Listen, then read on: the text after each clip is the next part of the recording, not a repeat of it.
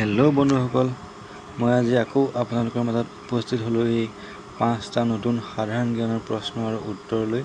আশা কৰোঁ আপোনালোক সকলোৰে ভাল লাগিব আৰু আশা কৰোঁ আপোনালোকে আজি এই ভিডিঅ'টোৰ দ্বাৰা কিছু নতুন শিকিবলৈ পাব।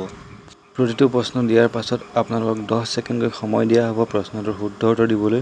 আৰু আপুনি যদি শুদ্ধ উত্তৰটো বিচাৰি নাপায় তেনেহ'লে ভিডিঅ'টো পজ কৰিব আৰু শুদ্ধ উত্তৰটো দিবলৈ চেষ্টা কৰিব।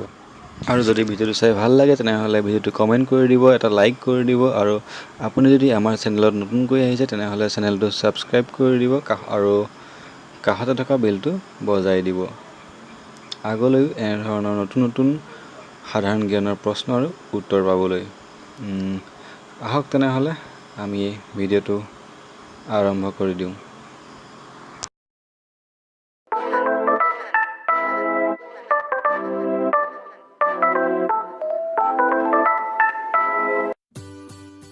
এক নম্বৰ প্ৰশ্ন, ভেকুলীয়ে পানীৰ তলত কিমান সময় উশাহ নোলোৱাকৈ থাকিব পাৰে?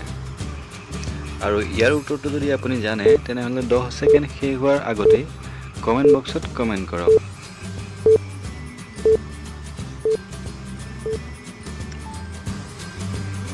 আৰু ইয়াৰ উত্তৰ হৈছে প্ৰায় 4ৰ পৰা 7 ঘণ্টালৈ।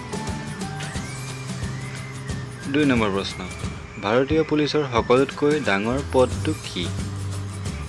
আপুনি জানেনে বাৰু? যদি জানে তেনেহ'লে 10 ছেকেণ্ড শেষ হোৱাৰ আগতে কমেণ্ট বক্সত কমেণ্ট কৰক।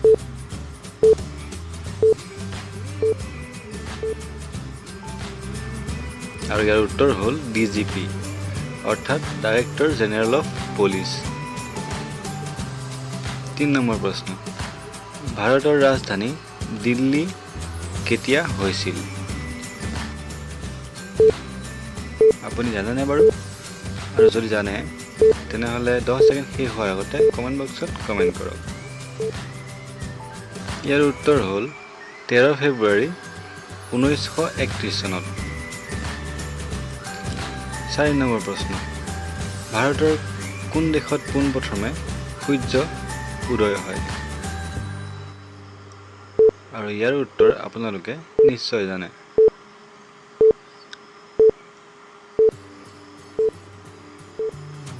ইয়াৰ উত্তৰ হ'ল অসম দেশত।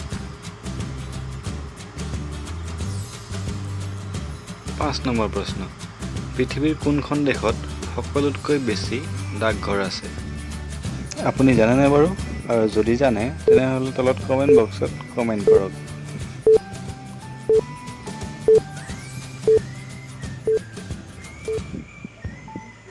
আৰু ইয়াৰ উত্তৰ হ'ল ভাৰতবৰ্ষত।